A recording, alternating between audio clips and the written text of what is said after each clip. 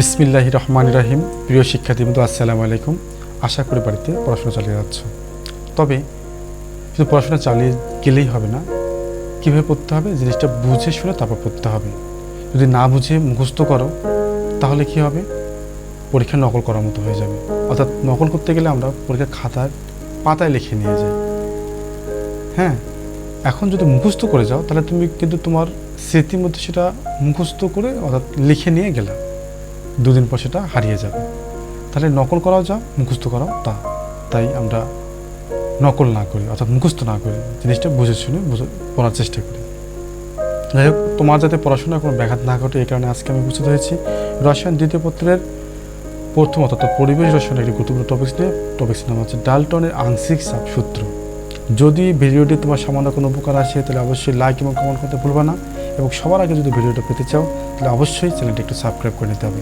যাই হোক, চলে যাই আজকের আলোচনায়। আজকে আমি আলোচনা করব ডাল্টনের আংশিক চাপ সূত্র। তবে সূত্রটি আলোচনার পূর্বে আমরা একটা বিষয় দেখে নিই। সেটা হচ্ছে যে এখানে দুটো পাত্রকে কক দ্বারা আলাদা করা হয়েছে।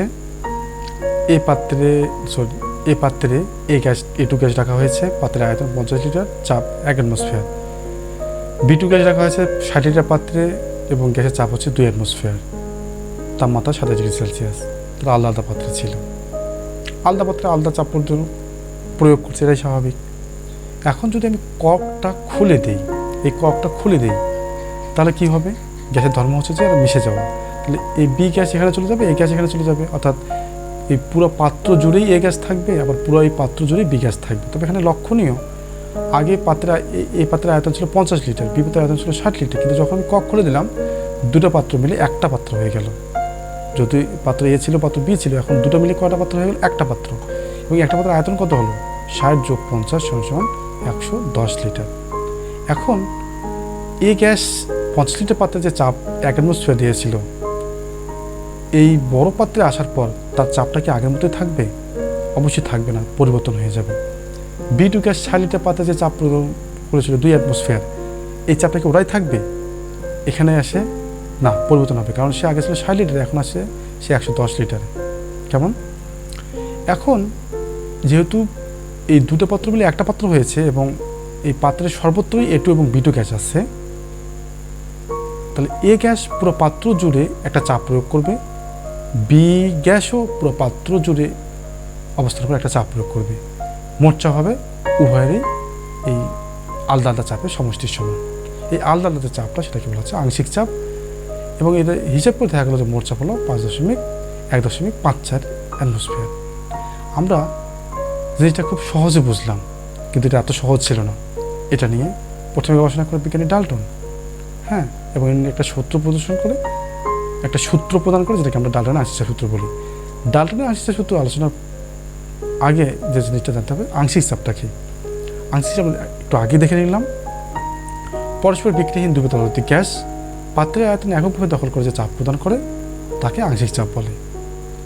একটু ভিডিওটা পজ করে ভিডিওটা দেখে নাও, সবার একটু দেখে নাও। আমরা চলে যাই যে A2 এবং B2 পরস্পর বিক্রিয়া করে না। তো সেক্ষেত্রে তারা যখন আমরা একত্রে মিশালাম তাদেরকে, তখন তারা পাত্রের আয়তন এককভাবে দখল করার একটা চাপ প্রয়োগ করবে। A2 গ্যাস পুরো পাত্র জুড়ে আছে, সে একটা চাপ প্রয়োগ করবে। B2 গ্যাস পুরো পাত্র জুড়ে আছে, সে একটা চাপ প্রয়োগ করবে। মোট চাপ কী হবে, এ গ্যাস এবং বি গ্যাসের আংশিক চাপের সমষ্টির সমান। তো এই যে আংশিক চাপটা কি, যে এ এবং বি গ্যাস পাত্রের আয়তন এককভাবে দখল করে যে চাপটা দিল সেটা হচ্ছে আসলে আংশিক চাপ। অর্থাৎ পরস্পর বিক্রিয়াহীন দুই পদার্থিক গ্যাস পাত্রের আয়তন এককভাবে দখল করে যে চাপ প্রদান করে তাকে আংশিক চাপ বলে। কেমন?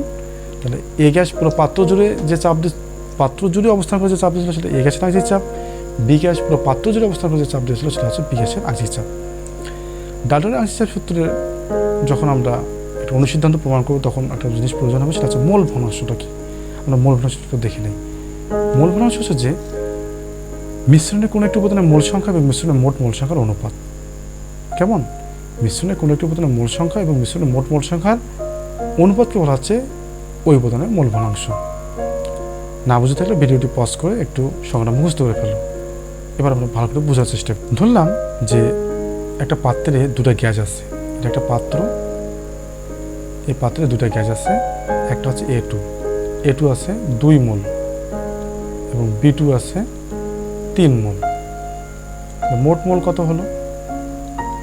মোট মোল হলো 2 + 3 = 5 মোল, 5 মোল। এখন যদি বলা হয় যে এ গ্যাসের মোল ভগ্নাংশ কত, মোল ভগ্নাংশ x দ্বারা প্রকাশ করা হয়। এ গ্যাসের মোল ভগ্নাংশ কত মোল আছে? 2 মোল, মোট মোল কত? 5। কেমন? যদি বলা হয় যে বি গ্যাসের মোল ভগ্নাংশ কত, তাহলে বির মোল সংখ্যা ভাগ মোট মোল। তাহলে মোল ভগ্নাংশ কি? মিশ্রণের একটি উপাদানের মোল সংখ্যা এবং মিশ্রণের মোট মোল সংখ্যার অনুপাতে হচ্ছে আসলে ওই উপাদানের মোল ভগ্নাংশ। ওকে, এবার আমরা যাব যে ডাল্টনের সেই আংশিক চাপ সূত্র। তো ডাল্টনের আংশিক চাপ সূত্রটা কি? আমরা এটা প্রথমে দেখে নিয়েছিলাম যে মোট চাপ উপাদান গ্যাস সময় আংশিক চাপের সমষ্টির সমান হয়। অর্থাৎ নির্দিষ্ট তাপমাত্রায় পরস্পর বিক্রিয়াহীন 2 বা ততোধিক কোনো গ্যাস মিশ্রণের মোট চাপ ওই তাপমাত্রায় ওই উপাদান গ্যাসের আংশিক চাপের সমষ্টির সমান। আমরা যেমন আগে দেখলাম যে A2 এবং B2 গ্যাস আলাদা আলাদা ছিল। যখন তারা বড় পাত্রে আসলো, বড় পাত্রে তারা পুরো আয়তনটা এককভাবে দখল করতেছিল। এককভাবে দখল করার পর তারা আলাদা আলাদা চাপ দিচ্ছিল, মোট চাপ ছিল তাদের আংশিক চাপের সমষ্টির সমান। ওই জিনিসটি হচ্ছে এখানে আমরা দেখলাম। অর্থাৎ নির্দিষ্ট তাপমাত্রায় পরস্পর বিক্রিয়াহীন 2 বা ততোধিক কোনো গ্যাস মিশ্রণের মোট চাপ ওই উপাদান গ্যাস সময়ের আংশিক চাপের সমষ্টির সমান। কেমন? আমরা জিনিসটা একটু ভালো করে বোঝার চেষ্টা করি। সেটা হচ্ছে যে ধরলাম এটা একটা পাত্র, 20 লিটার পাত্র। এখানে A2 গ্যাস ছিল এবং B2 গ্যাস ছিল। A2 গ্যাস এই পুরো পাত্র দখল করে যে চাপ দিয়েছিল সেটা হচ্ছে PA। B2 গ্যাস পুরো পাত্রর আয়তন এককভাবে দখল করে যে চাপ দিয়েছিল সেটা হচ্ছে PB। মোট চাপটা কত হবে? মোট চাপ ডাল্টনের আংশিক চাপ সূত্র অনুসারে মোট চাপ হচ্ছে PA + PB। এটাই হচ্ছে ডাল্টনের আংশিক চাপ সূত্র। ডাল্টনের আংশিক চাপ সূত্রে গাণিতিক প্রমাণে আমরা চলে যাই। তো গাণিতিক প্রমাণে যাওয়ার আগে আমরা ধরলাম যে ভি আয়তন বিশিষ্ট একটা পাত্র ছিল। হ্যাঁ, ভি আয়তন একটা পাত্র, পাত্রের আয়তন কত? ভি লিটার, পাত্রের আয়তন ভি লিটার। এখানে দুটো গ্যাস ছিল, একটা হচ্ছে A2 গ্যাস আর একটা হচ্ছে B2 গ্যাস। এই গ্যাস পাত্রের আয়তন এককভাবে দখল করার পর যে চাপ দিচ্ছে সেটা হচ্ছে PA। অনুরূপভাবে বি গ্যাস পাত্রের আয়তন এককভাবে দখল করার পর যে চাপ দিচ্ছে সেটা হচ্ছে PB। এ গ্যাস আছে Na মোল এবং বি গ্যাস আছে NB মোল।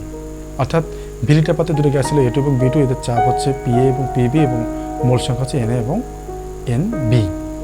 এক্ষেত্রে তাপমাত্রা ধরলাম T, তাপমাত্রা হচ্ছে T স্থির, আয়তন স্থির।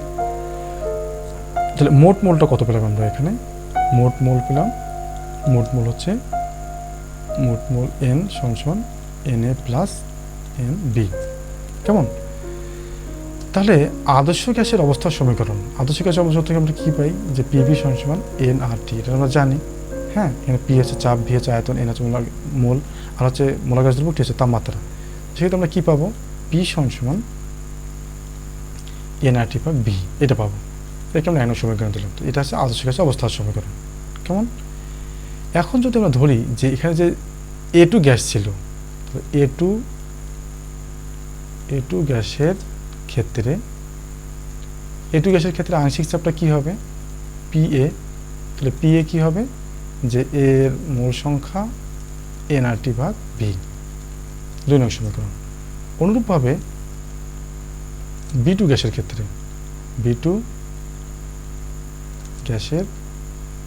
ক্ষেত্রে ওর আংশিক চাপটা কি হবে? যে PB = nBRT/B। এটাকে আমরা 3 নং সমীকরণ দিলাম। এখন যদি আমরা 2 + 3 করি তাহলে কি পাবো? PA + PB = কি পাবো? nART/B + nBRT/B। আমরা যদি এখানে RT/V কমন নেই তাহলে কি পাবো? Na + NB। এখন এই Na + NBটা কি? Na + NB হচ্ছে মোট মোল সংখ্যা, মোট মোল। তাহলে আমরা কি পাচ্ছি এখানে? যে RT/B এখানে হচ্ছে কি? N। এখন nRT/B মানে কি? nRT/B মানে হচ্ছে P। কেমন? P। তাহলে আমরা কি পেলাম? যে PA + PB, অর্থাৎ মোট চাপ হচ্ছে উপাদান গ্যাসের আংশিক চাপের সমষ্টির সমান। এটা হচ্ছে ডাল্টনের আংশিক চাপ সূত্রের গাণিতিক প্রমাণ। কেমন? এবার যে গুরুত্বপূর্ণ বিষয় নিয়ে আমরা আলোচনা করব সেটা হচ্ছে যে আংশিক চাপ ও মোল ভগ্নাংশের মধ্যে সম্পর্ক প্রতিপাদন। মোল ভগ্নাংশের মধ্যে সম্পর্ক। ঠিক আছে, তো আমরা আগে দেখেছিলাম যে আদর্শ গ্যাসের অবস্থার সমীকরণটা কি ছিল, যে P N R T by V, এটা 1 নং সমীকরণ। কেমন? আমরা দেখলাম যে বি গ্যাসের ক্ষেত্রে আংশিক চাপ আমরা কী পেলাম, যে এ গ্যাসের ক্ষেত্রে আংশিক চাপ পেলাম P N A R T by V, এটা 2 নং সমীকরণ। এন এ হচ্ছে এর মূল সংখ্যা। অনুরূপভাবে যদি আমরা বি গ্যাসের ক্ষেত্রে কী পেলাম, যে N B R T by V, এটাকে আমরা 3 নং সমীকরণ দিলাম। এখন আমরা কি করব, যে যদি আমরা করি যে 2 নংকে 1 নং দ্বারা ভাগ দেই, 2 নংকে যদি আমরা 1 নং দ্বারা ভাগ দিই তাহলে কী পাবো, যে পি এ বাই পি সমান সমান, এখানে পি এটা কী ছিল, যে N R T by V, যদি ভাগ দিচ্ছি তাহলে উল্টে গেলে কী হবে, গুণ করলে ভি এন আর টি এটা হবে। এগুলো কেটে যাচ্ছে, কেটে যাওয়ার পরে থাকতেছে যে এন এ বাই এন। কেমন? N A by N. এখন এই এন এ বাই এনটা কি, এন এ হচ্ছে এর মূল সংখ্যা এবং এন হচ্ছে কি মোট মূল সংখ্যা। তাহলে আমরা কী পাবো, যে আমরা যদি একটি উপাদানের মূল সংখ্যা বা মোট মূল সংখ্যা অনুপাতকে কী বলি, মূল ভগ্নাংশ বলি। তাহলে এর মূল ভগ্নাংশ। তাহলে আমরা কী পেলাম, আমরা পেলাম যে পি বাই পি এ সমান সমান এক্স এ। ঠিক আছে, বা পি সমান সমান পি এ ইন্টু এক্স।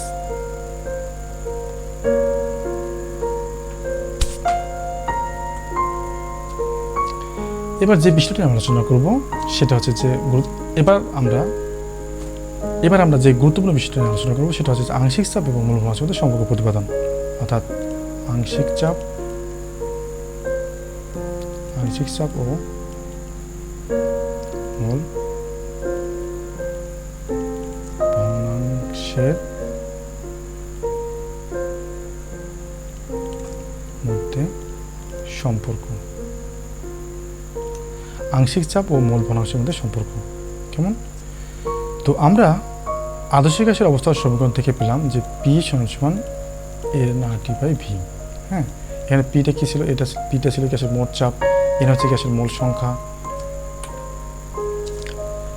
এবার আমরা যে গুরুত্বপূর্ণ বিষয়টি নিয়ে আলোচনা করব সেটা হচ্ছে যে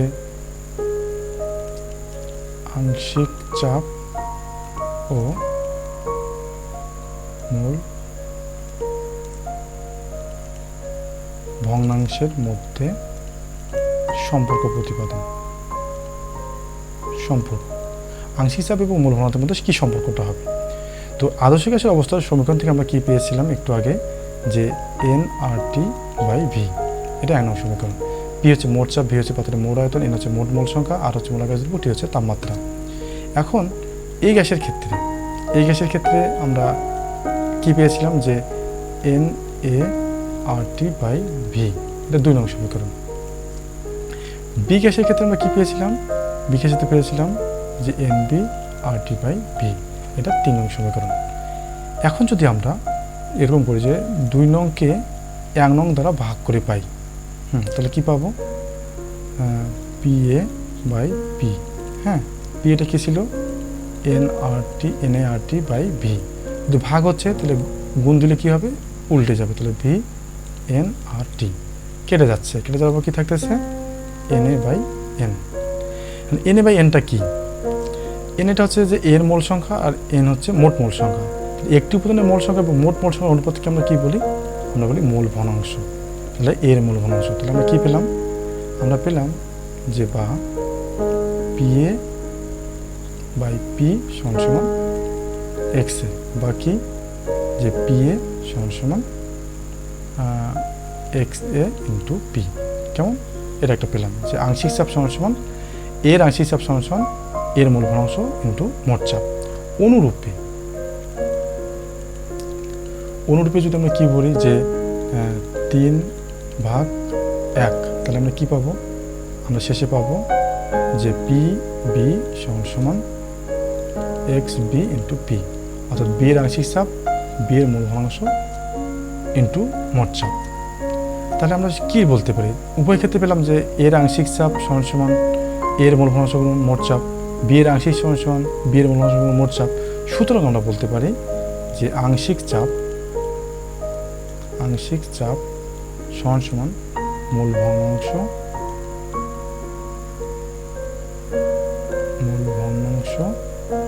গুণন মোট চাপ। তাহলে আমরা কি পেলাম? যে আংশিক চাপ সমান মূল ভগ্নাংশ গুণন মোট চাপ। এটা হচ্ছে আংশিক চাপ এবং মূল ভগ্নাংশের মধ্যে সম্পর্ক। প্রিয় শিক্ষার্থীবৃন্দ, এই ছিল আজকে আলোচনা। আশা করি শেষ পর্যন্ত ভিডিও দেখেছো।